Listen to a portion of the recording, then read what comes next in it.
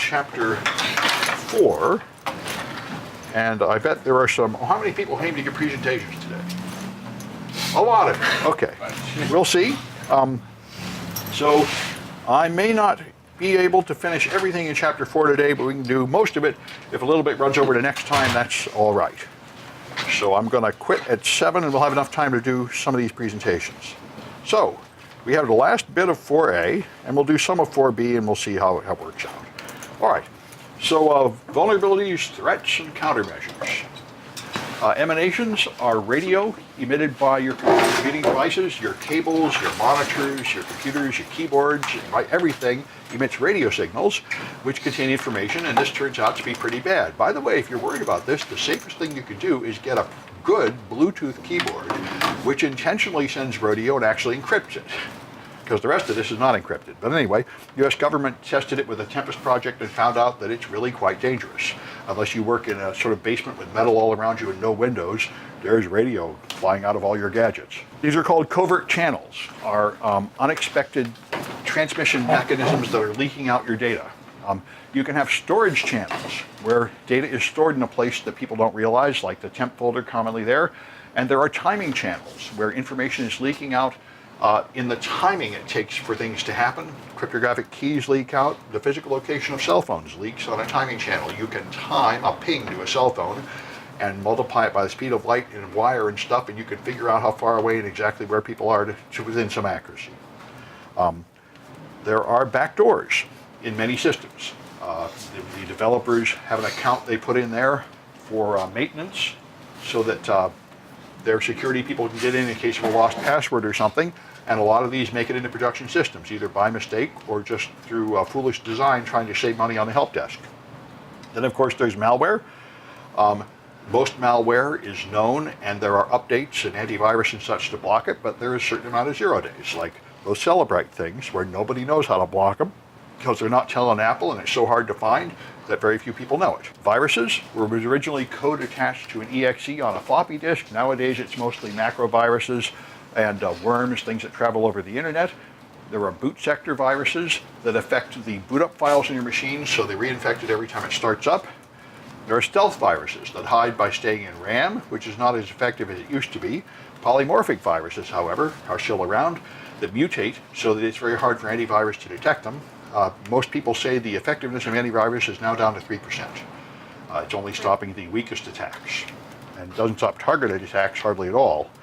And there are many attacks that spread by multiple vectors these days. So worms are the things that propagate without being attached to a file. That's mostly what the threats are these days. They move over to email attachments and social media posts and such. Trojans are things that lie about what they do. They pretend to be a game, or most commonly they pretend to be a security product, and they're actually malware. And rootkits are the most dangerous kind of malware, hardest to detect and hardest to remove, because they compromise the kernel of the operating system in most cases, although there are some Ring 3 rootkits. The Ring 0 rootkits are the ones that really live up to the full potential here. So you're infected by something and it causes your entire machine to lie to every product, including the antivirus product. So it is mighty hard to detect and remove. All right, the packers are things that compress an executable and obfuscate it so that the antivirus engine can't recognize it, and normal malware analysis techniques don't work, like looking at the strings.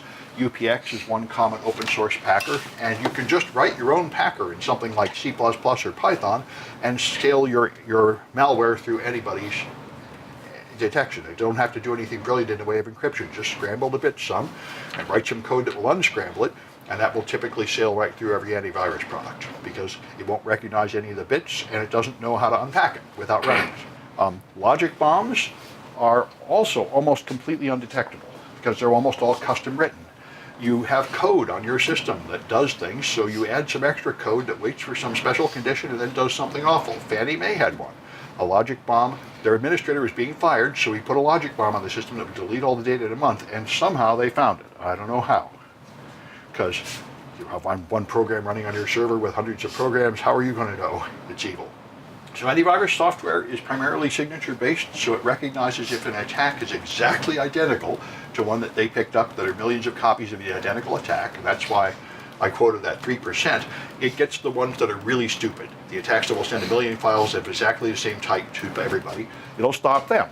The problem is it has heuristic-based attempts to catch things, like running it in a virtual machine and seeing if it does something obviously rotten in the first few seconds. But those are so uncertain that unless you turn the sensitivity of that way down, it will complain about legitimate software. And customers are not tolerant of false positives from their antivirus.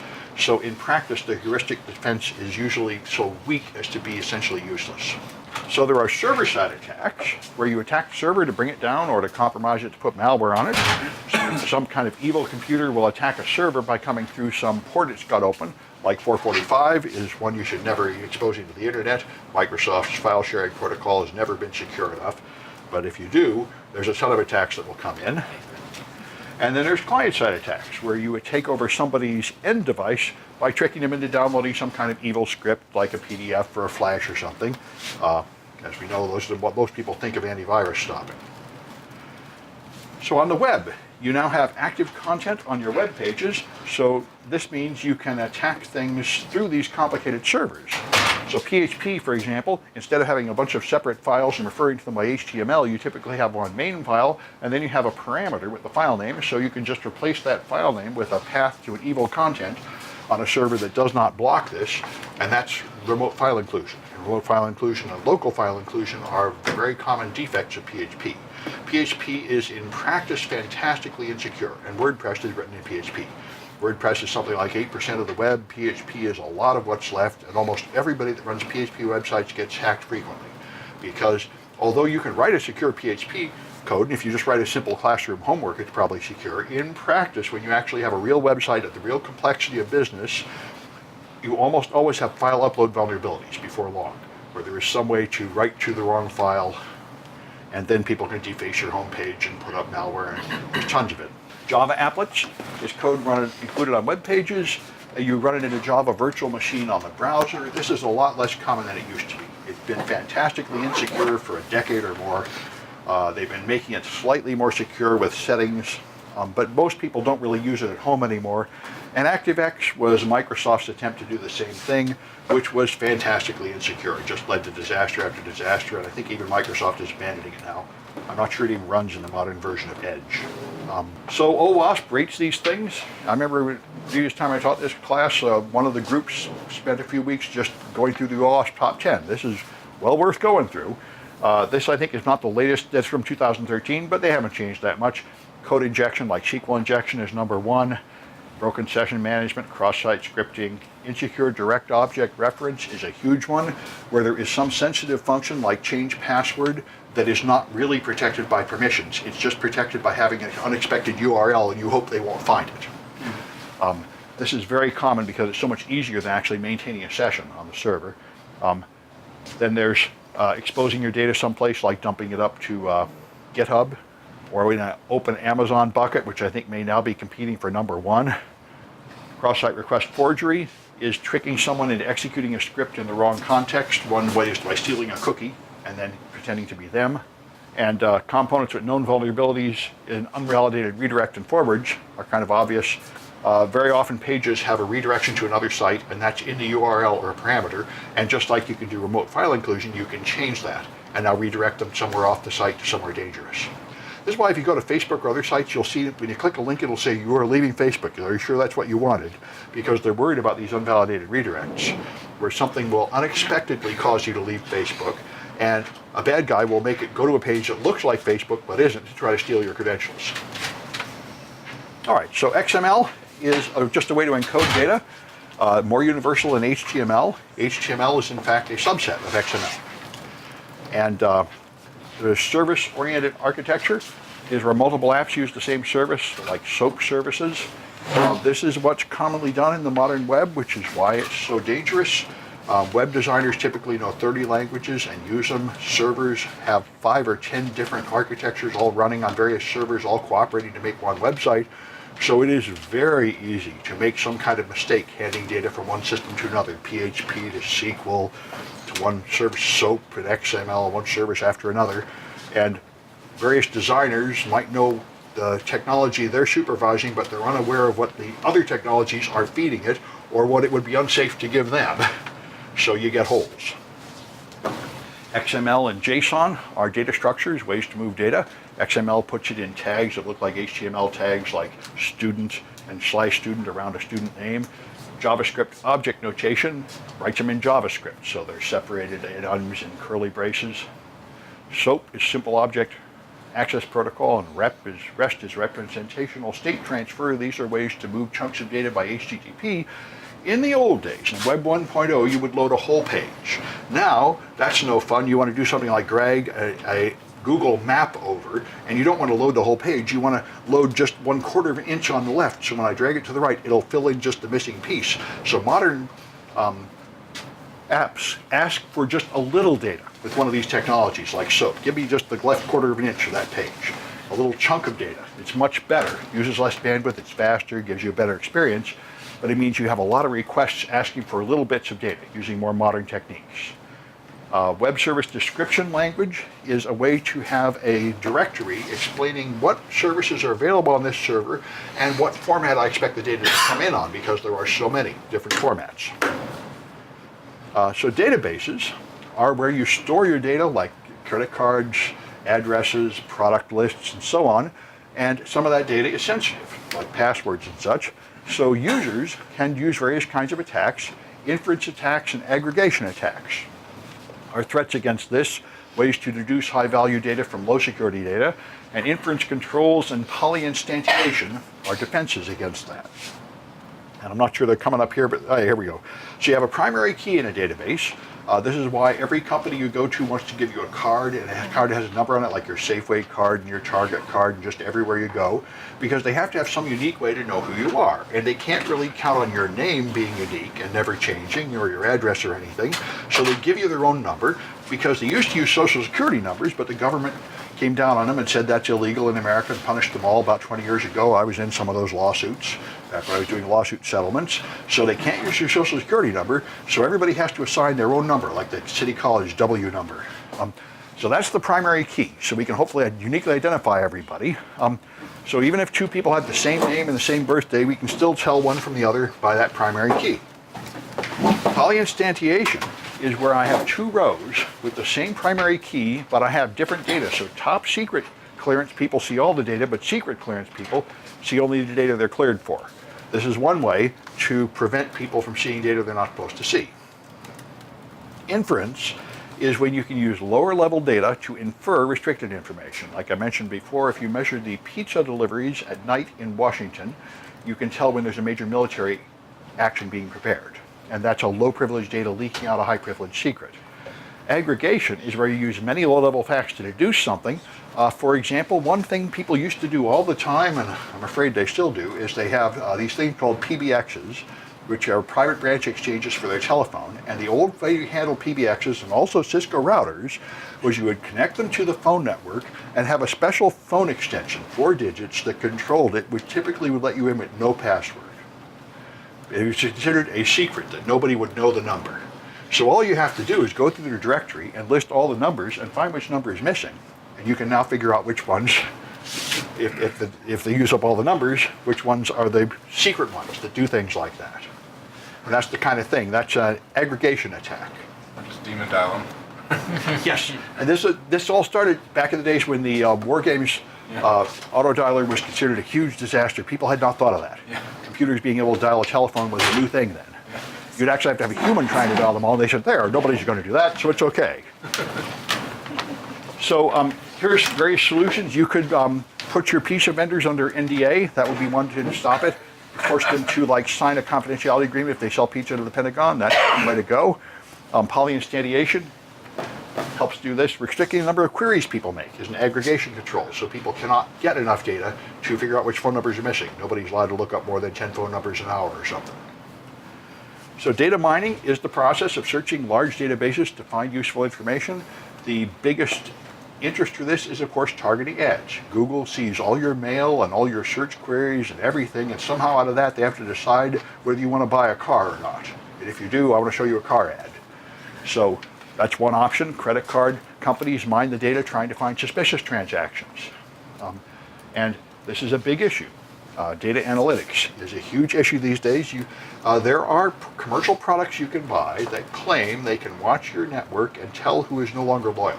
Hell, if you have a Snowden on your staff, because some guy will be spending more time playing games, more time on Facebook, add an encryption product they didn't used to have, and God knows what else. It'll mine your company email server and somehow tell you who's a traitor. This is not that far from the old tribes that had witch hunting, where there's the shaman would point you, you're the witch. But anyway, there's a huge need for that. I don't know if anybody has any technology that can do it. I know at the NSA they're now making everybody take a polygraph every 3 months.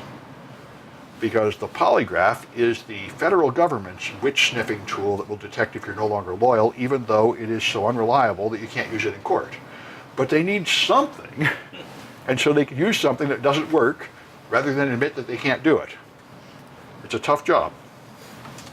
So you can have multiple overlapping controls, you can have technical controls, and you can have administrative controls, policies and standards and so on, and you have locks and guards. You lock things up as much as you can, and you try to get through the day. And as we can see, it fails pretty often with things like Snowden and many other things. Mobile devices make life really hard because every person can put enough data in their pocket to ruin everything, and you can't really stop them. So they're carrying CDs and thumb drives and cell phones. They can bring in malware and they can bring out data, and it's very hard to be sure they aren't doing that. One of the few companies with a solution here is Microsoft.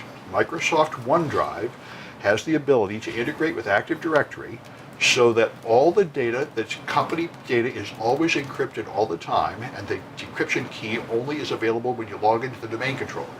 So even if you make a copy and take it home, it won't decrypt at home. That is one good solution here. That's part of digital rights management, is what this all is. How do you control who gets copies of your data? And since you can't control the copies, encryption is one way to make them not matter. So you can have administrative controls of your mobile devices, like mobile device management, where you're remotely wiping them and monitoring what people do with them. You can limit people's ability to plug in USB devices and such to try to prevent it. There's various ways to authenticate devices that come in to make sure that they don't have malware on them and that they meet your security standards. You can back up data just so you don't lose it. If people lose their mobile device, that's nice. Full disk encryption means that unauthorized people can't get data from stolen phones, which is good. And remote wipe also may have some degree of preventing theft from a mobile device, but it's not perfect because a certain number of devices that vanish will never come back on the network again, so you will never get a chance to wipe them. Because some of them are actually lost and not stolen. And some of them are stolen by crooks that wipe them and don't connect them to the internet, but you never really know that they didn't get that data before you wiped it. So remote wipe is an imperfect defense, but they all are. So I got some cahoots. What does the FBI want on iPhones? I think law enforcement should have a secret backdoor to get on, and apparently they managed to get that by means of Celebrite, without the cooperation of Apple. Yeah, they wanted encryption back in the day. Yeah. They also wanted encryption, but they didn't mean to lock them out. Yeah. They wanted encryption with a backdoor for them, which appears to be what they've achieved in getting, one way or another. So, what threat destroys the system on a certain date? It's a logic bomb, a certain date or some other condition, like when you're no longer on the payroll, then kill everyone or something. And this is what tends to happen. Okay. What language has LFI vaults? Okay, that's PHP, local file inclusion. All right, so which organization has the top 10 list of web vaults? Their most famous product. That's OWASP. All right. And what attack search is a large database for useful information? All right, that's data mining. Good. All right. So, FU, password, I know who that is. Yeah. And Sidewinder. So two of them, I don't know who they are, but we'll find out eventually, presumably. So let me go to the next one. We'll get at least partway through the next one before I stop to make room for all these presentations. 4B here. Okay. All right. So, more of the same, but this one is cryptography, which you've already had in previous classes, or you should have, which is true of all this. All right. So, the fundamental idea of cryptography is to make things secret. So you scramble things so unauthorized people can't read it. Cryptology is the science, and cryptanalysis is breaking those messages, and cryptanalysis is the discipline of mathematics where you try to break into cryptographic systems to prove that they're not secure. And you regard them as secure when good cryptanalysis people still can't get in, which is very far from being, nothing is ever provably secure, with the exception of the one-time pad. All you ever have is it appears to be good enough right now, there is not a known attack. Just like everything else, that's what we call secure. It would be nice to think you could have a perfectly secure system, but there's only one, the one-time pad, and it's hard to use, and we almost never use it. So a cipher is the algorithm, plain text is the unencrypted readable message, and you use encryption to turn that into ciphertext. The ciphertext should not be readable by anybody except the authorized people that have the key, and they can use the decryption to turn it back into plain text. So confidentiality is the main thing you get out of this. The secrets are made secret because the unauthorized people don't have the key and they can't open it. That's the idea. Therefore, there is a hidden requirement of key handling, which turns out to be a huge problem. If somebody leaks the key or loses the key, then the whole system falls apart, and that is what happens a lot. Integrity is another thing you get where data is not altered by unauthorized subjects, and that you get to some extent from cryptography, although cryptography alone is a pretty lousy integrity control, which we're exploiting in the web development class. You can often do attacks on encrypted data without decrypting it, like rearranging the blocks. And so it is not really there for integrity. That's what hashing is for, and signatures. So authentication verifies who you've got, so you know who somebody is, and non-repudiation means that you are keeping a record of what they did, like a log, and they cannot deny later that they did something. This is why you don't let people share passwords, so there is a log of what they did, and they can't claim somebody else did it. Confusion is a desirable property, and so is diffusion of cryptography. Confusion means the ciphertext and plain text are unrelated. So changing even one character of the plain text will change data all over the ciphertext. And diffusion means changing one part of the key will diffuse through the ciphertext. I might have those backwards, but anyway. Substitution is one technique, replacing one character with another, like Caesar cipher. Permutation is what gives you diffusion, where you mix the characters. Each one of these alone is not enough. Strong encryption systems have used both techniques. So strong encryption is stuff that is very difficult or impossible to decrypt without the key, and whatever is considered strong today in about 10 years will not be considered strong. You'll have to make the key longer. That's as progress marches on, which is a huge problem if you're going to store secrets like, say, DNA records or medical records, and you really want them to stay secret for a long time, like 50 or 100 years. That's really hard to promise anybody. So work factor is how long it will take to break in. If you keep the algorithm secret, that usually means your cryptography is junk. The safest technique, almost all experts have all agreed to this, the safest thing to do is use a standard, well-known public technique like AES, and then keep the key secret. If your company is selling you an encryption product and they will not tell you what algorithm they're using, you should not buy it, because almost always that turns out to be something horrible and stupid. It is much safer to use a known strong algorithm like RSA or AES. So monoalphabetic substitutions are where you have one plain text letter and that changes into one ciphertext letter. You can break this with frequency analysis because the letters are not equally likely. The E is much more likely than anything else, E, T, A, O, I, N, so it goes. So if you have a paragraph or two, that's enough to quickly get down to a small number of candidates for E, and you can quickly decrypt this, and this is what you see in the Sunday paper. Polyalphabetic ciphers have some kind of pattern of using multiple substitutions, so an E might turn into an A at one place, but it turns into a Z somewhere else and a T somewhere else, and that makes it more difficult to break with frequency analysis. Modular arithmetic is at the heart of all encryption. You have some possible list of available plain text characters and some list of ciphertext characters, and if your mathematics produces something too big, you just wrap it around a ring. So we're used to this one. You have numbers from 1 to 12 and there's nothing else. If you have something bigger than 12, it just turns back to 1. That's modular arithmetic, although in cryptography you typically start at 0 instead of 1, but it's the same thing. So now any number can be expressed on a ring with a quantity that only goes over a certain range, like from 1 to 12. Exclusive OR is another very common issue. You have 2 bits, and if they're different, the answer is 1. If they're same, the answer is 0. This turns out to be a very good way to scramble data. The exclusive OR against some kind of key will scramble the data, and it's one of the components in many successful crypto systems. XOR undoes itself. So if you take attack at dawn and scramble it with Apple, it turns into this garbage. And if you take that garbage and encrypt it with Apple, it becomes clear. Exclusive OR undoes itself. This is true of many crypto systems, that doing 2 rounds of cryptography is not necessarily better than 1. XOR is probably the worst case, where it totally undoes itself.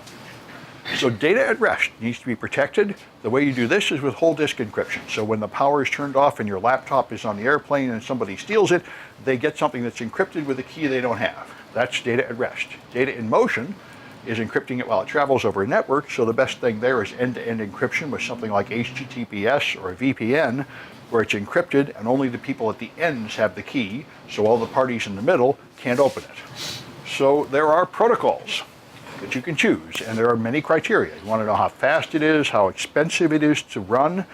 You're going to have some kind of key handling, and that can turn out to be prohibitively expensive. Like we were just talking about before class started, the technique championed by Google until recently of public key pinning turned out to be so complex and expensive to run that they abandoned it. They've told people to quit trying to do it.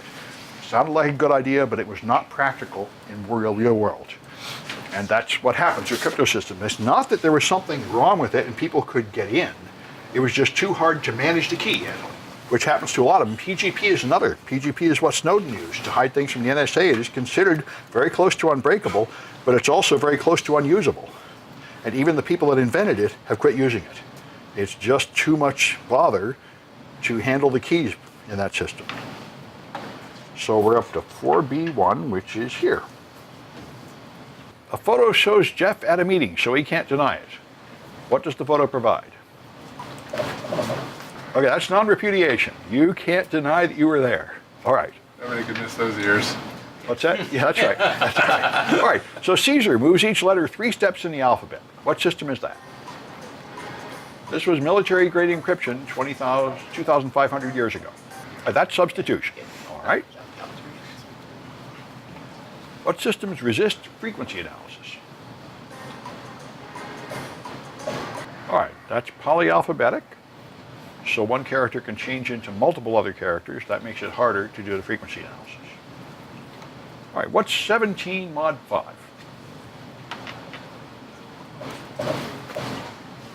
Mod 5 goes from 0 to 4, not from 1 to 5. Yeah, it's 2 because what you do is you divide by 5 and you keep the remainder. So it's 15 plus 2. You keep, that's how it works. It goes around 3 times, that's the 15, and then has 2 more. That's how you do modular arithmetic, and all cryptography relies on modular arithmetic. All right, and there's more. What's 3 XOR 4?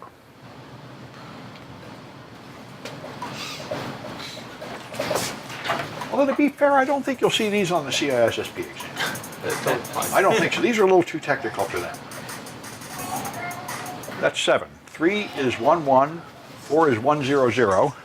So you get all 1s by doing it. All right. I think I'll do one more section, then we'll take a break, and then we'll do these student presentations, of which there may be too many. If we can't finish them today, we'll put them off to the next class without a penalty, because I'm not going to punish you just because the class is too big. I expected more of you to give up. Anyway, so I needed to be more cruel and drive you away, or rearrange my schedule. But anyway, that's fine. The presentations are good for you. So, back in the old days, the Spartans had this thing where they'd wrap the message around a stick and then read it this way. So this basically reads every 5th or 6th letter, which is about like the Caesar system. In an age when almost nobody could read at all, any kind of system of scrambling the letters a little bit was military-grade cryptography, where nobody could read that stuff. The Caesar cipher just moves everything forward. ROT 13 is still used by Microsoft in your Internet Explorer favorites in the registry. You just move everything 13 characters in the alphabet. This is the one Caesar used, moving everything 3 letters forward, although he used, of course, the Roman alphabet and all ours. What's that? Is that 13 of 3? That's 3. The picture is the Caesar cipher with just ROT 3, but Microsoft uses ROT 13, and ROT 13 undoes itself. Because once you move things 26 letters forward, they're back to where they started, as long as the input is just letters. Yeah. So the Vignere square is a polyalphabetic cipher where you have one key that tells you which index to use, and then you look up, so the first character encrypts with this one, the next one with another, the next one with another, so many alphabets are used to scramble it up. And this is actually quite strong. In fact, there's a version of this where you take each character of ciphertext and use it to be the key for the next bit. And that is, I think, still unbroken. There was a competition, I think Kiwi, CTF, where he had this, and he said, see if you can break it, and he said, good luck, because nobody broke it, it hasn't been broken yet. There's a US government forensic challenge that they run as a CTF every year that is very good, and there are 5 levels, and level 5 consists of problems that no one on Earth can do yet. So they say, we'll really be impressed if you can do these, but anyway. What is CTX? I forget the name of it. It's Department of Defense Forensics. If you Google that, you'll find it. All right, so here's a modern cipher disk. They sold this when I was a kid. They called this the Cap'n Crunch decoded ring, where you turn one dial and you turn the other, and you can basically do the Caesar cycle by shifting the alphabet forward some steps. The Confederate had a thing like this they carry around that did essentially this for Confederate military orders. So a book cipher is one of the stronger ones, relies on a secret book, and then you just have numbers that point to what page, what paragraph, and what word in the book, and you type out your number, and the only way to get in is to guess what the book is. They have to, of course, have exactly the same book at both ends, but you take a common book, and you're fine. The running key cipher, you use some phrase as the key, like attack at dawn is the message, and we have something down here like we the people, and so each one of those is shifted forward by Caesar cipher that much. And unless you have the key, you're not getting in, and frequency analysis is not going to do you much good because you keep shifting by different amounts. Secrecy analysis will still work if you have a really large sample, because this is English and this is English, so this has a lot of E's and this has a lot of E's. So there is going to be some preference. It's not going to be flat, but it's going to take a much larger sample to break with frequency analysis. You use different languages that throw that off? Yes, and frequency analysis, you don't know the language, that throws it off too. Yeah. Okay. So code books have been used forever just to save money on telegraph charges, where you have codes for people. The Secret Service is popular, Hillary Clinton was evergreen, Barack Obama was renegade. I don't know what they call Trump, but it hasn't leaked out yet. They have to have a code word for Trump. They have had one ever since he was a candidate. I don't know what they're going to call him. Red October. Cheeto. Is it Red October? No, but it could be. I mean, it's often actually kind of sarcastic. Cheeto. They called Clinton something. Clinton was something like that. Cheeto or Bill Clinton. Oh. They called him something like Chud or the Love Sponge. Bubba the Love Sponge. That was it. It's often surprisingly sarcastic and insulting. But anyway, they have a code word, so to refer to him. So the one-time pad is the perfect encryption system. It has never been broken, and it probably never will be. This is where you have, the problem is, the key has to be generated completely randomly, and you have to have more key than the total amount of data you will ever send because you never reuse any part of the key. So the key distribution problem is very large. But if you actually obey those restrictions, this is in principle completely unbreakable, because if I have a megabyte of random numbers and I give it to the other person, then I send a message that's 100 characters long and scramble it with the first 100 numbers and never use them again, there is no pattern at all. And what's worse than that is if I try to break it by brute force, I will create every possible message the 100 letters long, and I won't know which one is the right message. You can't even tell when you win. That's why this has been considered perfect for centuries. It's just very hard to do, but if you actually, so people do sleazy approximations like they reuse the numbers or they generate the numbers with a mathematical algorithm that's not really random, and then there's a way in. But if you actually do it the way I described, you've got a perfect system that nobody can get in. Anyway, Vernum started it in 1917. Verona was the KGB using one-time pads, but they cheated. They reused the pads. That's the problem. You have the key distribution problem, which is often the weak spot in any cipher. You give them some book of numbers, now what do you do when you run out? Well, just use it again. How bad will it be? Well, it's still pretty hard, but then it's possible.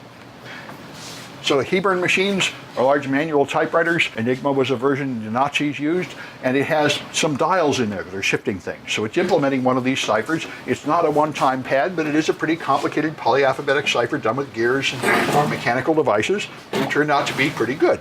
So there have been a lot of laws about cryptography. This was the big one, in effect, from 47 to 94, that made it illegal to export strong cryptography from the winning side of World War II to the losing side of World War II, essentially.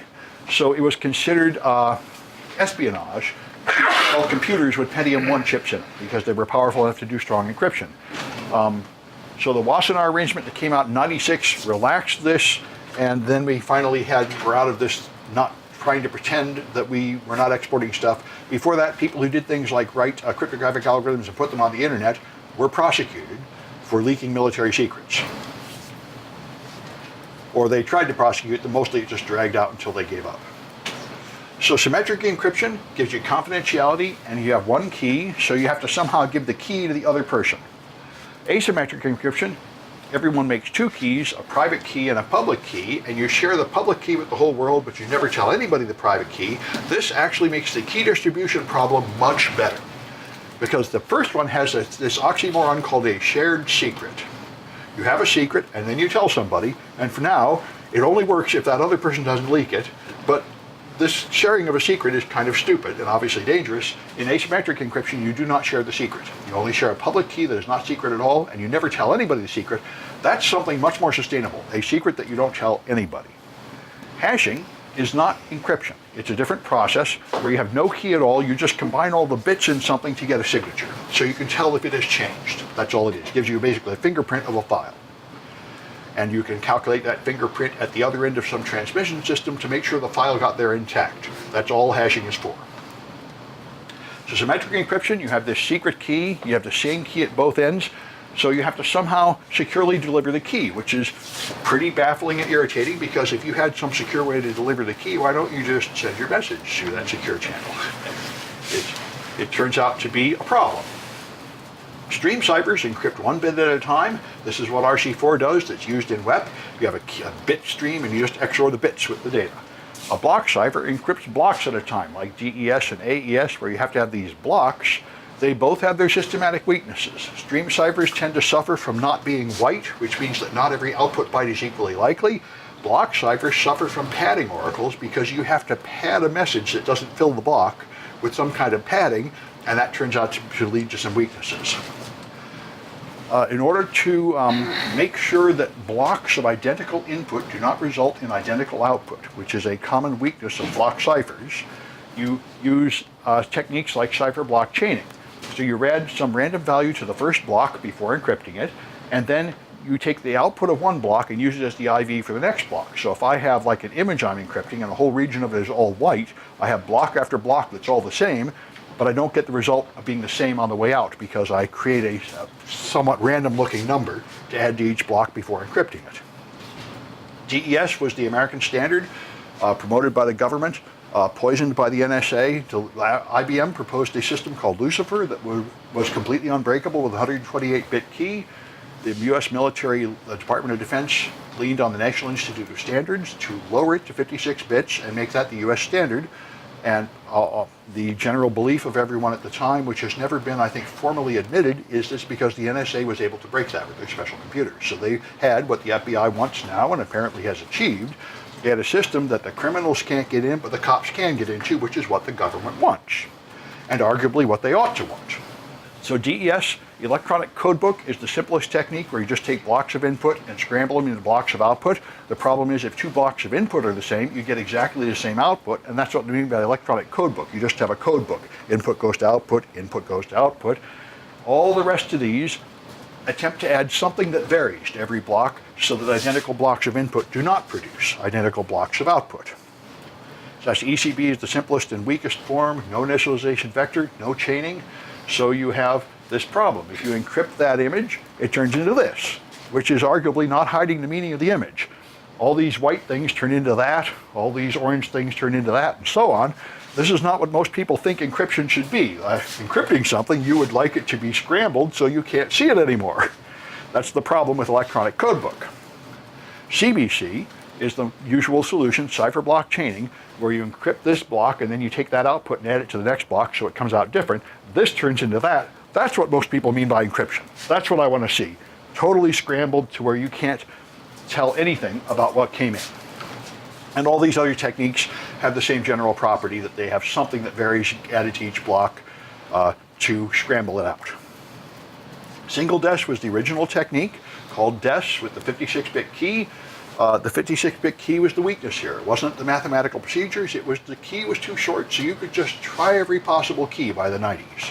So in 97, brute force attacks became possible, proving that this will never be safe. And now, of course, those attacks are much faster, although you still can't break DES casually like in a CTF on your laptop. But you can break it with special hardware and with some money. Triple DES was one way to fix it. Use 3 rounds of DES with 2 or 3 different keys. The end result of this is the effective key length is 112 bits, which is pretty good. Anything over 100 bits is essentially unbreakable, at least by brute force. The largest key that has ever been broken by brute force is, I think, 64 bits, and a 72-bit crack is underway but expected to take 1,000 years.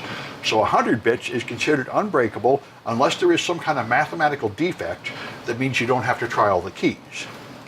But a brute force attack of 100 bits is considered out of reach. All right, so triple DES is one way to make DES stronger, but it's better to just use the replacement system, AES, which is faster and better on modern hardware. So IDEA was an international replacement for DES, patented in many countries with a 128-bit key, considered pretty secure, but AES is considered to be better. This is the current US recommended standard.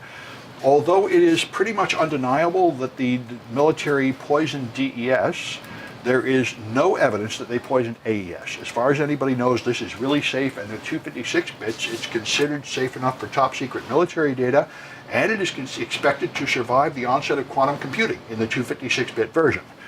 Symmetric ciphers survive quantum computers much better than asymmetric ciphers. And AES 256 really ought to be secure for the foreseeable future unless somebody finds some kind of mathematical flaw in it, but no one has found one yet, at least publicly.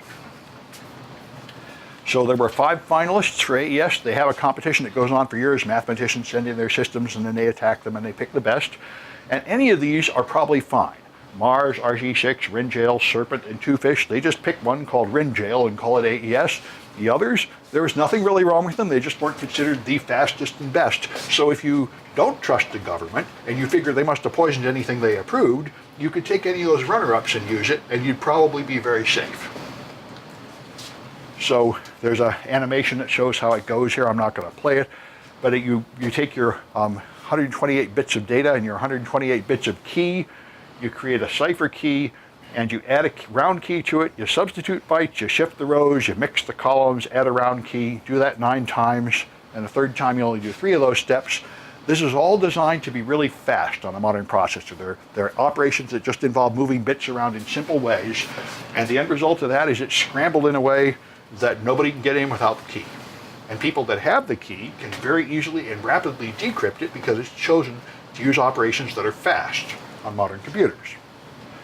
Blowfish and Twofish were developed by Bruce Schneier, a celebrity in the security community, and they're open and available. Both of them have a variety of sizes. Blowfish in particular is nice to test brute force attacks because it comes in all different sizes. So you can try cracking it. And these are freely available to anybody. So they are another, as far as anybody knows, there's nothing wrong with them. They just were not chosen to be AES. RC4 and RC6 come from Ron Rivest. He names them all Rivest Cipher. And again, RC5 and RC6 are considered pretty good. Nothing wrong with either of them. RC6 is considered the strongest. So asymmetric encryption is the one that came out in the 70s as the giant leap forward in encryption. All these other systems were just continuing the ancient technique from Caesar of private key encryption. This is the Diffie-Hellman key exchange. The NSA arguably had this for 2 or 3 decades before the civilian world discovered it. It was a military secret, but it was independently reinvented by mathematicians on the outside, which is the problem. You can outlaw people leaking secrets, but you can't outlaw them being smart. Yeah. And therefore they will sooner or later figure out how to do stuff.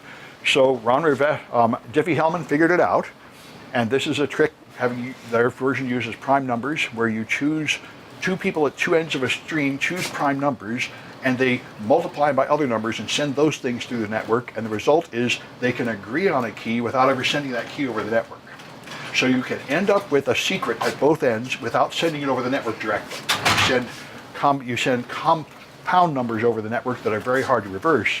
So it has the result of solving the key distribution problem, where you do not need to send a secret at any point. And this is the heart of the modern internet. So you make a key pair and you publish a public key, and now you can receive secrets. You cannot push any data. It's only a pull process.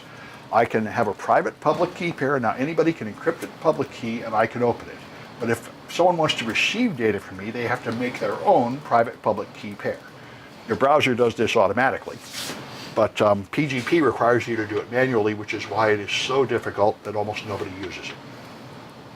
I used to make everyone in this class use PGP encryption, and it always took like more than half of the semester for every student to get it working. There is nothing you can install that will actually work. Nothing works more than like 80% of the time. It'll just make you cry. I gave it up. Anyway, so one-way functions is the trick here. This is a non-perfect mathematical concept. There must be some operation that is easy to go one way and hard to go the other way. That's at the heart of all cryptography. So if you have the key, it's easy. If you don't have the key, it's really hard. That's the trick. So the RSA is based on factoring a large prime number. If you multiply two prime numbers together and only let me see the product, it is famously very difficult to find the prime numbers it's built out of. And the original RSA used numbers about 100 digits long. Now we're using 200 or 400 digit long numbers, but you multiply a couple of them, give me the product, and there is no known way to find the components in any reasonable amount of time unless you make some kind of mistake, like use prime numbers that are somehow predictable. A discrete logarithm is the more general version of that. We go through it in the cryptography class. It is the general mathematical operation on set theory, of which the prime numbers are one special case. And elliptic curve is another way to do it with an elliptic function, another way to have a private key and a public key and a one-way function. All of these are at serious risk from quantum computers. Quantum computers will pretty much blow these all away, and there is currently no real replacement in sight. The current recommendation from NSA is to use RSA and make the key much longer, like 4,000 bits. But if they were able to get the quantum computers up to 80 qubits, right now IBM's free version has 4, and I think the one they're parading around has like 30. If they could get 80 high-quality qubits, they could crack RSA. And even a key a million digits long would not be out of sight. So all these public key systems are in serious threat from quantum computing. There is no answer yet. There is a current new, the National Institute of Standards has a competition going on right now to develop quantum-resistant algorithms, just like they had to make DES and AES and all that. So in 5 or 6 years, they will have new algorithms recommended to be quantum-resistant. Right now, nobody even knows what that would look like. What if you just quantum encrypt something? Quantum encryption does not resist quantum decryption. Quantum encryption is really just quantum key distribution. Okay. It's a completely different process. The quantum encryption is sending a key so only one person reads it, because it's like Mission Impossible. You had this tape, and when you play it, it self-destructs. You could do that with single photons. You could send a key to someone at the other end of a fiber optic line, and if anybody in the middle reads it, it's destroyed. So if they get it, and then they report back like a hash value, you know that nobody else got it. So it solves the key distribution problem, and then you use private key encryption. So that would work. Yeah. It's a little tangential, but do we have viable quantum computers now? No, we have prototypes that are very expensive, and they're far too inaccurate, and they don't have enough qubits. So there is nothing right now that can break real RSA. But the technology is advancing rapidly, and the NSA has warned us all that they expect it to be available in 20 years.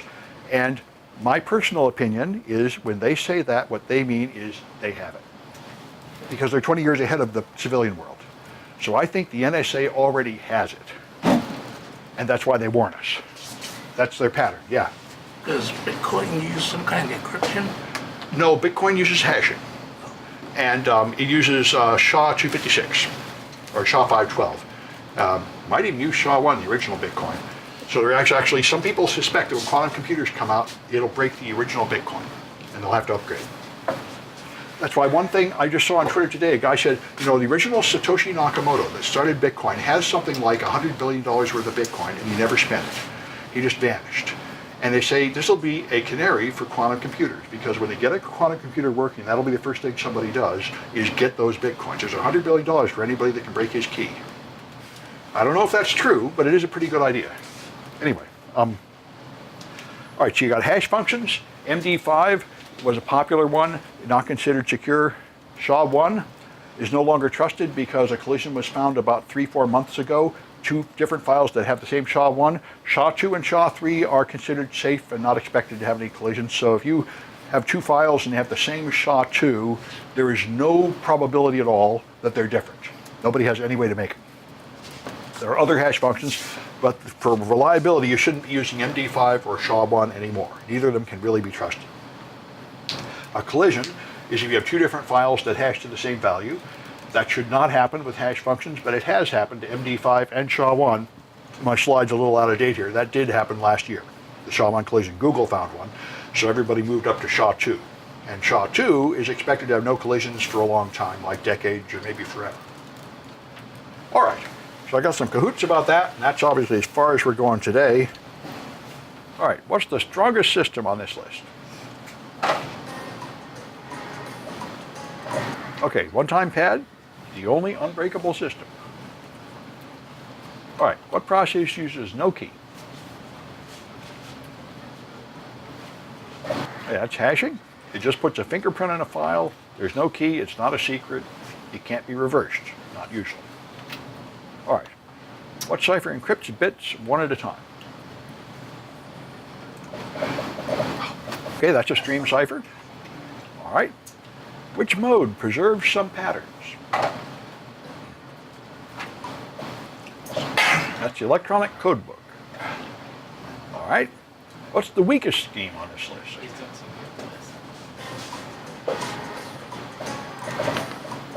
The original DES is no good. All the rest of those are really good enough for modern use. All right. Which system is popular on mobile devices? Didn't mention it as it went by, but you might remember from the other classes.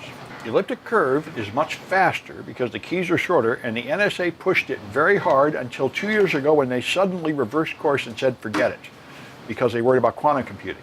And they also poisoned it, so they have backdoors into some of the EC algorithms and got caught by Microsoft, which is not who I would think would be the champions in that regard. But the Microsoft researchers found their backdoor. Anyway, so we got E. I know who that is. That's Eric. And password times 2. And Tony. I know who that is. Okay, so it's a quarter after. We'll pick up at 25 after. It gives you 10 minutes to come and put your presentation up here. How many people want to give talks? We got 5 minutes each. So I have 1, 2, 3, 4, 5, 6, 7, 8, 9, 10, 11. That's too many. I think realistically, let's do 8. So the first 8 people get here, and people who do it next time will not lose any points. Evening class, my name is Richard Morehouse. I'm going to talk to you a little bit about infrastructure security, a little bit about myself. I was active duty Army from 2006 to 2010, still in reserves. Served no AF8, and I did clinical time as well as line time. Most of my IT-related experience is just kind of self-taught, messing with computers and troubleshooting problems the way God intended with Google and YouTube. So, with infrastructure security, you know, I don't know, InfoSec, you kind of think about the intangible things, you know, stuff floating around in a cloud or regulations, but there's actually a lot of physical aspects to it too. And, you know, some of this stuff is kind of common sense. I derived a lot of these slides from a Fed VTE lecture. I don't know if it's been brought up to you guys before, but my fellow vets in here, it's available free to us. It's a pretty cool course. It's self-paced. And you can teach you a lot about it. I just didn't want to do a whole bunch of attributions and direct quotes from there because it's technically for official use only, but I don't think it's too bad. You know, we're all good people here. So physical security, as you can see, this is probably not an ideal server room. Looks like it might have been a broom closet at some point, but this is kind of just a hyperbolic example of like aging infrastructure where they've retrofitted like an old switchboard room and just kind of made do with what's going on. As incoming InfoSec professionals, we may not have access to a dedicated facility, and we might be trying to clean up a mess like this. So, you know, just a few kind of little points here that I have with aging infrastructure. Some of the areas might not be cordoned off from the general public in the thing. In a dedicated facility, you'd want to keep people away from this, unauthorized persons, but, you know, like I said, if it was a broom closet or some type of retrofit job, you might not even have locks or anything to keep people out. So, yeah, unauthorized access is a big deal.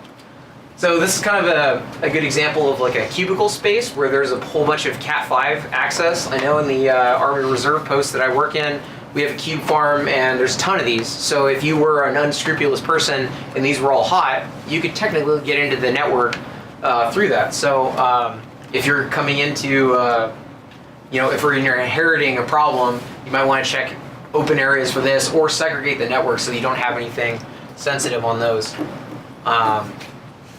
Another thing is cable runs. In the presentation, he mentioned an inductive loop coil. If you're really savvy or you've had the right training, if you have access to the raw wires, there's ways to siphon them off. I tried to Google a few examples. There aren't really too many out there.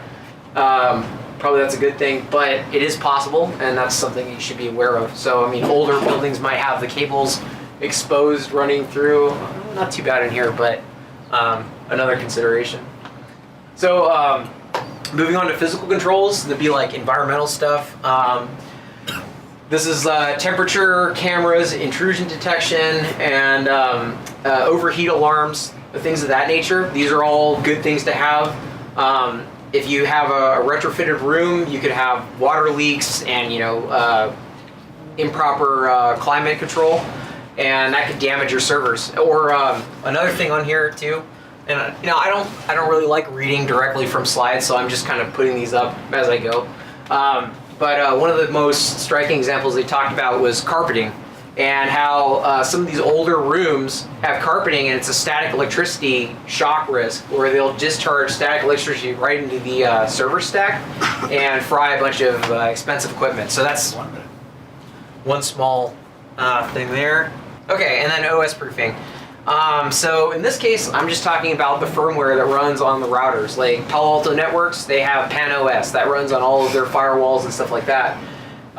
That's kind of blurring the line between physical and network, but if you are going to do that, make sure that you test, make sure that you allot for downtime, and that you have redundant systems. If you're going to run this stuff through and it's buggy and it crashes all of your routers and switches at once, you're going to be in a lot of trouble. So they recommend running it for about a couple days time, and then being sure to give plenty of warning if you're going to down the system.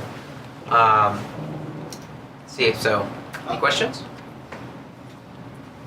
Good, thank you. Hey everybody, my name is Nelson, and I'm here to talk about threats. We live in a kind of dangerous world, and there are threats that impact us every day. You don't look both way across the street, you might get hit by a car. It might be your health, it might be a lot of things. There's also like threats in the state level. For this in the state of California, it could be our budget, it could be earthquakes, it could be a lot of things. And there's also stuff for national threats and also global threats. And I'm curious, do you guys think are like the #1 threat that faces the United States right now? Is it nukes? Is it the budget? Is it the president? So I don't think I know a lot about the threats that actually faces the world, or the threats that the world faces right now. So I went to the internet and I was trying to find someone that knows a little bit more about this thing. So I ended up finding this guy. Does anyone know who this guy is? Anybody? Okay. Kelly? No. Here's a more recent picture of him. He's sitting right in the middle, and he's a really special guy. We didn't know. Let's talk about people near him. On the left is the FBI director, right? He replaced Comey. The CIA director, okay, and there's also on the left the Defense Intelligence Agency director, actually, and the NSA director. So as you can imagine, the guy in the front. Anywho, as you can imagine, the guy in the middle is actually a really important guy. He's actually Director of National Intelligence, Dan Coates. So he's a guy that these 3 other dudes or 4 dudes reports to, and he's the person who tell Trump, what are the things that the intelligence reports, all the stuff that impacts us every day. And what he's doing right now is, about a couple weeks ago, he was actually in front of the Senate Select Committee on Intelligence hearing. He's giving this report on the worldwide threats that face us, and it's a really important one because he goes through and talks about global threats, regional threats, and it's very curious. You can actually take a look at it. It's like a 20-30 page document. It's really good. It's bullet points of what are the threats that face America right now. You guys look, the very first thing, global threats, it's cyber threats. And this is not kind of chronologicalized or alphabeticalized. this is something that's also not rare too. When I went back to a couple years back, cyber threats has always been the very top thing that faces the world, or like the top threat. It's higher than terrorism. It's higher than weapons of mass destruction. It's higher than cartels. It's a really crazy thing. People don't understand how important like these people who have all the information, all the intelligence, believe that cyber threats is the biggest threat that faces us right now, not nukes. So, and they actually break it down. Like, this is a really cool chart that kind of documents the last decade advancements in countries with cyber attack capabilities, and they really believe that Russia is a big player in this, China is a big player in this, and they continue to actually pose these great cyber threats to us. And in this class we talk about like cybersecurity as kind of like industry, but increasingly it's a social, it's a political, it's also economical like effect that can affect how the country functions. So there's also Iran, North Korea, terrorists. So I thought that was kind of like interesting. This big honcho who knows all the data are worried about the dangers posed by cyber threats more than nukes and anything there. So I'll let him.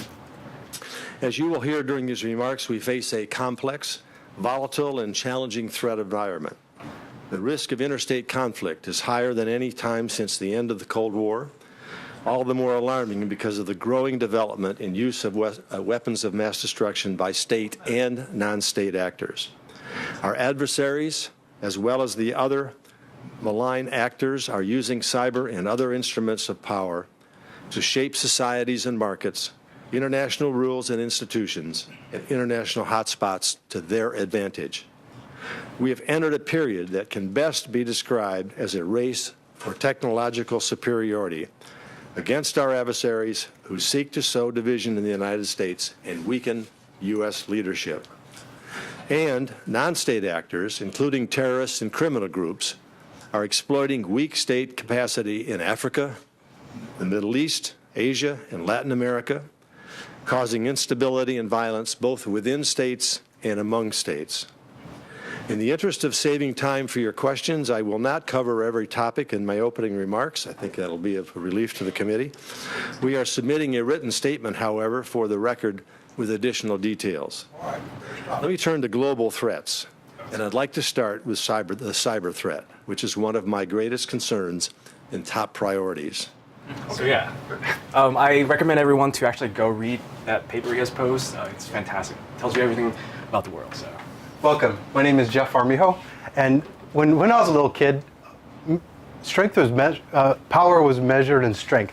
My dad is bigger than your dad. He could beat your dad up. That's the way 7 to 10-year-old boys talked back in the playground. When we got a little bit older, we viewed strength as size, and so we always felt. Remember, I'm a generation. What am I? Generation X, right? Or a little bit older than that.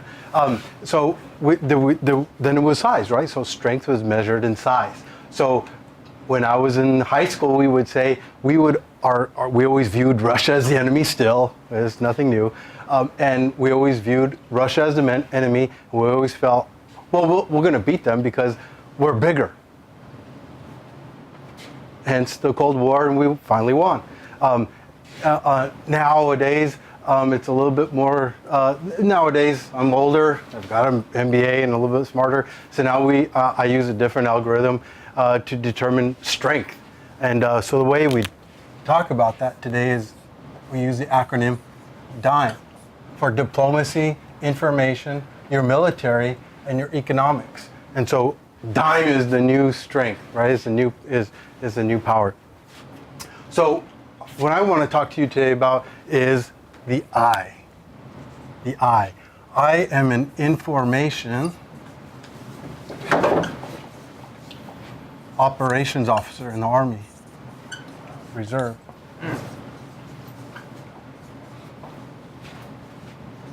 And what we do is we plan information operations. And so information operations, the way we analyze the situation is through There's a better pen if you want it. 3 layers.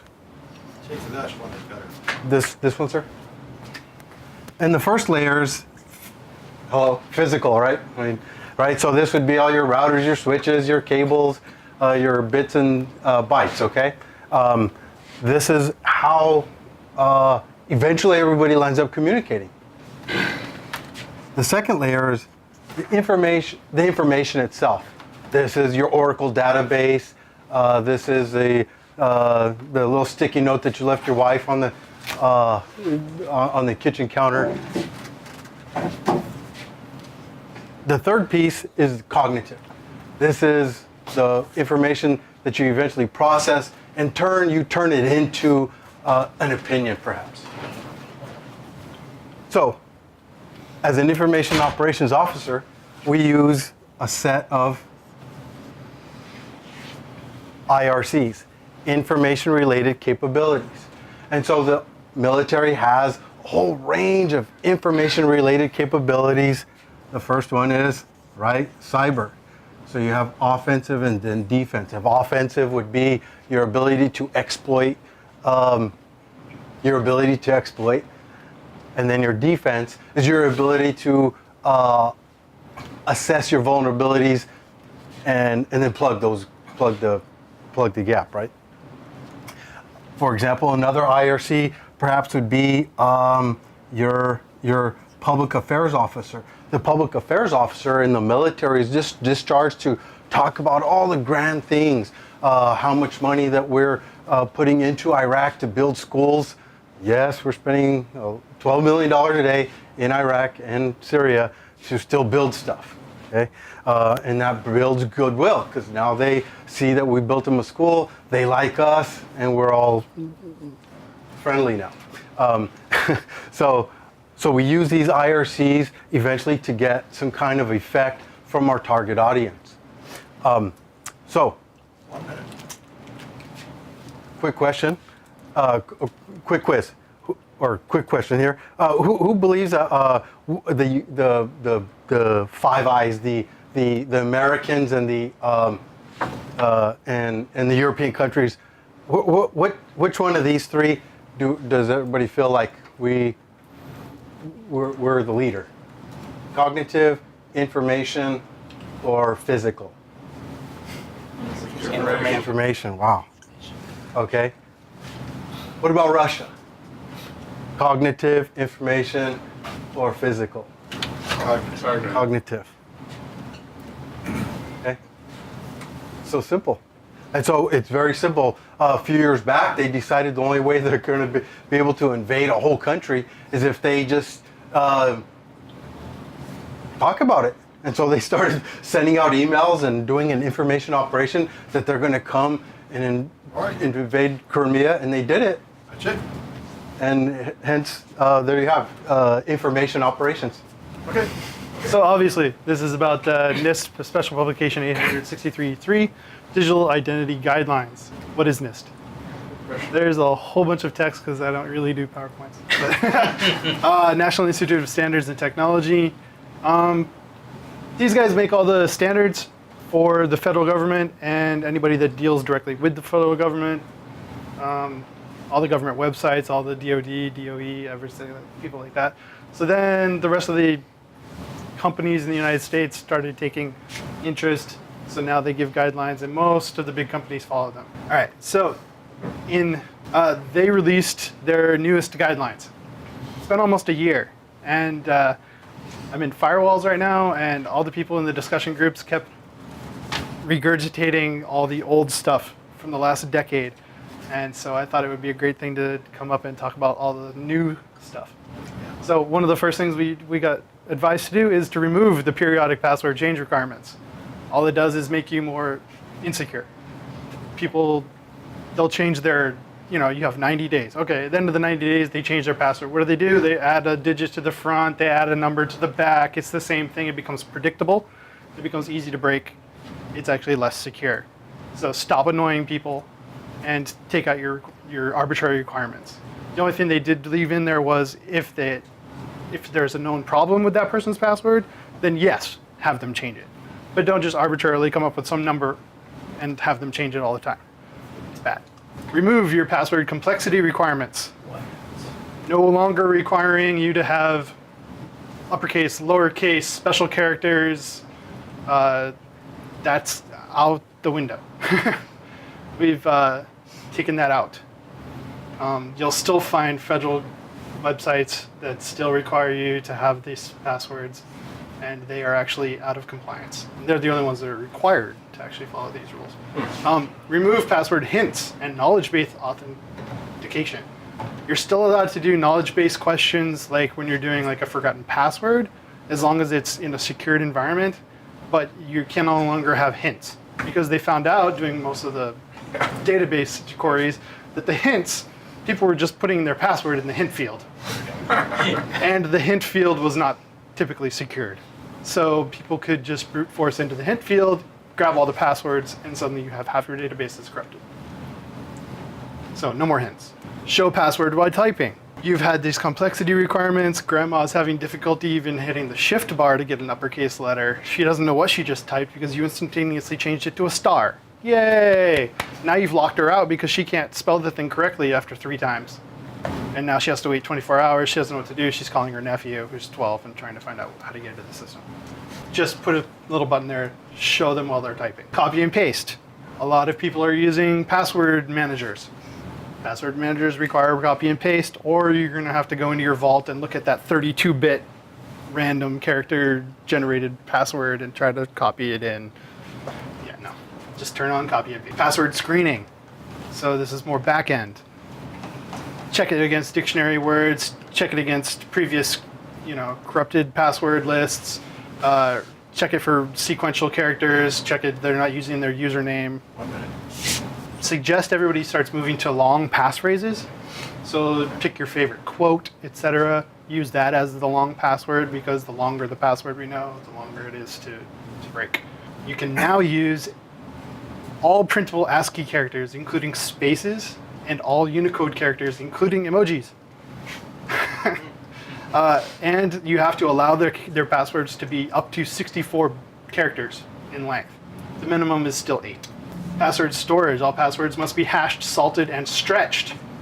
Everybody should know what those keys are. And they're recommending 10,000 iterations for stretching. And for two-factor authentication, they're no longer recommending use of SMS because you can fake yourself, go to the place, get the name changed, password, that's how we do it. That's all the time. All right, What's SMS? small message. Small message. And here's the link for the Simple PDF. message. Simple mailing. If you want to read it, 863 Bravo, if you look for Bravo, the B, that's specifically for the passwords. That's where you find all the information. Do you know when they're enforcing that? Just because, we use NIST 853 for FedRAMP. Right, and 53 is, Those password 63 overwrites 53 as it overwrites 43. So this came out in June of last year. You should already be, I think if you get a 1 year grace period. Hey everyone, so I'm Tammy. A little bit about myself. I've primarily worked in compliance. I started in DC working in the federal government doing consulting work. So I've worked with DHS, very familiar with NIST 853. Most recently I was working at Twitter doing PCI compliance, and now I'm at Vox. So if you guys have any questions about compliance or anything like that, feel free to ask after the presentation. I also don't think this mic is working. So for my presentation, I wanted to go through CISSP questions. We did a couple as part of our task for my section, and there were some that I didn't necessarily agree with, or some that I thought I needed to do more research on. So this one we did cover in class. I thought this was a good refresher on some of the different encryption algorithms that we've covered, because there's a lot between hashing, elliptical curve, different systems that focus on prime numbers. So this one's factoring of large numbers, which is RSA. And then I think the trick here was asymmetric encryption algorithms. A lot of these actually have public keys associated with them. So RSA, elliptical curve, and LGAML are all asymmetric key encryptions. So really you only narrow down to 3 after you've decided which ones are symmetric versus asymmetric. And then from there, I always think of elliptical curve as using some sort of a curve or a line to come up with the encryption. So I knew that that wasn't it. And so I was kind of left between RSA and LGAML. Second one was a question regarding resuming critical business functions. I thought this one was interesting because in my team we work with disaster recovery and like crisis, and previously I've done things like breach notification workflows. I think the first couple of times I was debating between contacting recovery team members and declaring a disaster, but the actual answer is establishing a command center. So the definition of a command center is essentially a place where everyone gathers, but in actuality, I think the intent of this is that it's really creating a central point to delegate tasks, kind of assess the impact, and determine what the appropriate remediation is. And with the CISSP, I think they're looking for something more high level in terms of like a managerial scope of, okay, you know, what is probably at a high level the right thing to do, and I think that's having command center and getting all the parties that are appropriate together. If a site needed sporadic access to another network, which would be the best choice, I essentially just didn't really know a lot of the terms, so I looked them all up. So a secondary virtual circuit is essentially just a trick answer because that's not actually a thing if you Google it. A switched virtual circuit is the right answer. And it's a virtual circuit that allows for temporary connections between 2 different networks. A temporary virtual circuit is also a trick question, is a trick answer. And the third one's a permanent virtual circuit, which is just an established connection. This one I didn't really agree with initially. So this one is when doing a business impact analysis, what would you include as, which would you not likely include? When I think of a business impact analysis, I associate that with risk because you're assessing the impact to the business. So you also have to assess what the risks are to the business. And that is actually wrong. So I think this is kind of the definition that I found online. The objectives of a BIA are to estimate the financial impact for a business unit, assuming the worst case scenario. 1 minute. Estimating any intangible impacts. So I guess kind of like reputation. And then identifying the organization's business unit processes and the estimated recovery timeframe. So I think threats was obvious, selecting team members, which would help kind of address the remediation, and then identifying critical functions of the company kind of all come together for that one. The last one is, what is the best description of a structured walkthrough test? This one's more associated with disaster recovery. For this one, it's pretty simple that everyone in the department receives a copy of the disaster recovery plan and walks through it.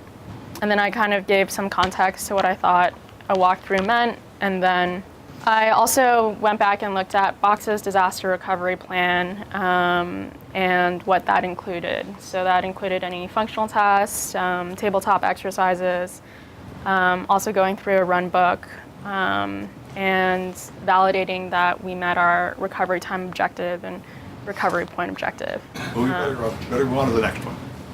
Oh yeah, this is it. I want to say Last slide. a couple of those, they have the right answer for those, but we haven't got there yet. We'll get there. These are all administrative things. Yeah. Like the business impact analysis is a special part of the recovery. Anyway, we'll get to those later. Anyway, let's go on to Tammy. Wait, not Tammy, Carla. My name's Carla. I've been taking classes at City for kind of a while now, and I started in programming, and I went through all the C++ classes and realized that I was at the point where I could make things, but I didn't really know anything about the security side of it, so that's when I started taking classes more in this department. And it's been like a year and a half now, and I really like it. So for this presentation, I wanted to talk a little bit about Bluetooth LE and using the Chrome web Bluetooth app to connect to this little teddy bear. So there's two kinds of Bluetooth. There is classic and LE, which is low energy. And I'm going to be talking about low energy mostly because that's what the little bear has. So the range is about the same for both. And the LE has lower power. It can go to sleep mode, so it can go even lower. And it has faster connection times. For the LE, it's around 3 seconds, and classic is around 30. And it's gained a lot of popularity with developers because Apple allows anybody to create a Bluetooth LE capable app, and you don't have to have any extra like licensees or certs or anything like that. But it does have like a little less bandwidth. Okay, so I found out about this when I was looking at the projects that Sam has up, and there's a post saying like hacking unicorns with web Bluetooth. So I like really wanted to figure out more about that. And this is it. So it's a post about cloud pets, which there's a bunch of different kinds. There's a little blue bunny also. And what they do is you're able to like send and receive messages for that. So you can, there's an app that comes with it, and it's supposed to have like the parent makes a profile so they can choose what you send to the toy because it's right next to your kid. And then they can, when they get a message, it'll light up and you press the blue one to hear it, and then you can actually respond to them by recording and pressing the red one. So there's some, oh God. Okay, so the post goes into acknowledging all the news about the CloudPets leaks. So apparently about a year ago, it was discovered that there was an unsecured database and exposed like customer data. So a bunch of like voice messages and passwords and emails and their profiles. So even pictures of like kids and stuff, which is not really good. And then, so this post, it goes over that, and then it talks in more detail about how to turn it into like a remote listening device. And also, it really goes into detail about looking into the advertisement and really figuring out what you can learn from it and decompiling it. So it's a really awesome article also to really go into more detail. All right, so this is the website. I have it off because it kind of sketches me out. Okay, so now it's on. Okay, so this, and the person who made the post, they made like a whole website so that you can actually connect it and you don't have to really know what's going on behind the scenes. So I haven't gotten that far into it yet because I just got on Thursday, but yeah, so this you can see right now, like you connect to it, so it'll say, and this one's name, I named it Rupert, but its name is Bentley the Bear. And so you'll see in the little corner the ones it connects. Hey, there it is. Awesome, and so now you can see its little heart. You can control the LED, like you can turn it on or make it blink faster. Yeah, and you can also, if you have an Android, you can use like an Android. You can use the Media API app and actually like record audio onto the bear, which is really sketchy, especially since it's advertised for like lullabies and like you wouldn't really want somebody sending your kids some messages. But, oh no, okay. So, and you can record with it. So right now it records for about 40 seconds. So it should be recording right now. I'm not really sure because you can't really tell. And then you can play it. Record with it. Right now it records for about and then you can download what you record, so you can keep going. Even though it's 40 seconds, you can like just keep downloading it and keep going on. Switch a bug. Yeah. And they were able to figure it out because when they were looking, the code was really easy to read. They didn't like change anything or make it hard for them to find out. So they found out in the playback command that if you changed, instead of 0801, if you changed it to 0802, then it would silently like trigger the recording, like the audio. So, and because like in the command you can see it says like send and SNC 7232, and they looked up on the FCC documents that is the like sound chip used in the toys. They didn't change the name of that. You can tell. Okay, better stop. Oh no. Okay. Yeah. I gotta see it go. That's the. Yeah. Right. That's what I was talking about. Okay. Just wanted that. Okay. I like the bug. Yeah. And then that's it. The sketchy thing. Okay, great. Let's go on to Ron. Hello, everyone. My name is Ron Camlin. My presentation today is going to go over the recent changes, or the upcoming changes, rather, to the actual exam content, and then also the recent change that it was implemented for the actual delivery of the test. So the current exam topics are from 2015. That's what the book's based on. In April, there's going to be a new set of content. So I figured it'd be a good, I was interested in going through it and seeing what was the actual changes. I probably wasn't going to be taking the test till well after April, so I didn't want to buy a new book, or do I study this now and study that later. And as I went through it, pretty obvious that there really isn't that big of a change at all. The actual requirements to get the certification haven't changed as far as the experience and passing the test. And then for the 2018, they still have 8 domains, and they just changed the name of this domain here. It used to be called just security engineering, and they added the word architecture, but there's really no new architecture to be found in there. The test weights, they're not, this is the 2015, they all kind of range from 10 to 15. And when you look at the 2018 ones, they only vary 1 or 2% in each direction, maybe, and most of them stay the same. So there's not a whole lot of a big mix of stuff.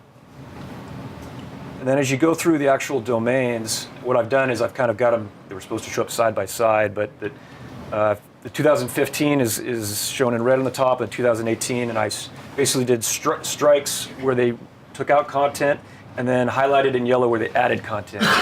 So as you go through all the domains, you'll notice that there's not going to be a whole lot of changes here. And most of it, to be honest, was just like cleaning up the language and slightly reorganizing.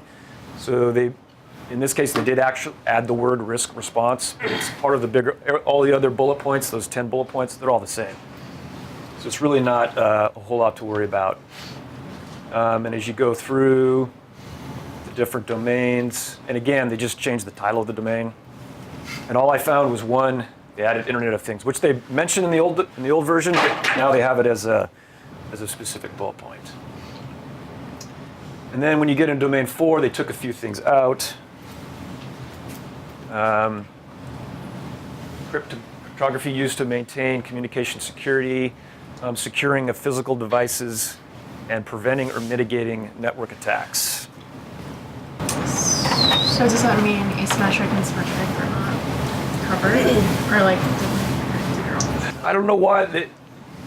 If you look at, so that's under the 4.1. You can see the 6 bullet points there. I was just kind of comparing and contrasting the bullet points, and they didn't have, sometimes they just reword them. Encryption when you log into switches and stuff like that, because it's in the IP. I'm pretty sure those things are still in there, they're just somewhere else. Yeah. And then there's one minor bullet point added in domain 5 about attribute-based access control. Domain 6, there was no changes. Domain 7, no changes, or actually one change at the end. Where they added security training. This is for personnel security and safety. Dealing with like if people are traveling, or I think the security training and awareness, are they up to date on their own personal training? For whatever there. Okay, and then I took a look at the new test. So, whoops, I had to load it up here. So as of December of last year, they've got rid of what they call the linear test. And they're now using the computer adaptive testing. That's only for the English delivery, the exam that's in English. If you take the exam in another language, I think it's shown here. Whoops. You can see the you would still get the exam the old school. So the exam has been cut in half for time from 6 hours to 3, and the questions are going to range from 100 to 150. And basically my reading of it is if you're really good or really bad at the test, they'll cut you off at right around 100 because the computer will know that you either know it or you don't. And if you're somewhere in between, they'll adapt the questions to kind of probe you on certain domains you might be doing better. And then they also throw in up to 25 non-scored questions. So the most questions, even if you take the full 3 hours, the most number of questions you'll be offered is 150. And the minimum is 100. We better move on to the next one. Thank you. That's a very important topic. And then if you go to if you actually click on the link here, it gives you a little bit more about the mindset behind the algorithms and stuff, and it's kind of interesting. For those people that want to prepare for the test, and this frequently asked questions was also good. It talks about kind of the idea behind the algorithm and how it works, give you a better test prep information. Thank you. How many questions were there before versus now? I think it was 300. Or 250. It was 250 questions, 6 hours. Used to be 6 hours. Yeah, 250. Yeah, that's ridiculous. Very annoying. Yeah. 3 hours is much more reasonable. If you get to 150 questions, you better have some swamp ass. Yeah. Just wasted $600. Yeah, right. So Ronald, give it a shot. Hello, my name's Ronald, and I'm presenting exam test tips for the what call it, Certified Information System Security Professional Exam. The test is now 3 hours. You know, you just heard 150 maximum, 2 to 3 sentences each test. The questions are multi-answer, four-point checkbox, next button style. Pass is 75%. I think you have to pay for this test. So, tip 1, each tip, you have to read the book. Each chapter, there are side blurbs telling you what is possible on the test questions. And, you know, you should take notes and probably get the correct answers. On the practice test, there's transcenders. This rate has probably one of the best ones to practice on. And if you don't know as you go through the test, if you don't know the answer on a practice test, you probably should skip it. When you finish with the practice exam, you should reread the book where you're weak at and memorize the correct answers to the questions you just missed. Right? My third tip is be aware that CISSP are looking at the practice questions. They actually hire people to look at those questions. It will change the answer to a question. Actually do that. So tip 4, the memory exercise method. When you retake the quiz, you should get at least an 85% pass rate. If not, you need to read the topic in the book where you're weak at, and remember by writing down the questions, writing the correct answers, and study all your wrong answers. There's a lot of questions there. So, on the actual test, once the answer checkbox is checked, and you hit the next button, the questions is answered. You cannot go back and change the answers. So beware of that. The test will have a lot of terminology questions. The actual test will have was the best, was the least, was the most. These are opinion-based questions. You have keywords here. Can means that is it ever possible. The keyword that has always means is it ever a situation where this is not true. The keyword that has negative means which the following are not. The elimination method. When you come to a question you don't know, eliminate 2 questions you don't know, that are not the right answers. There are 4 choices, but you should eliminate 2 that are not the correct answers. Now you have a 50% chance of getting a correct answer. Tip 10. The questions you really don't know the answer, now you're just guessing. Because the quiz, so you should answer these quizzes last, because the quiz itself might jog your memory to getting a correct answer.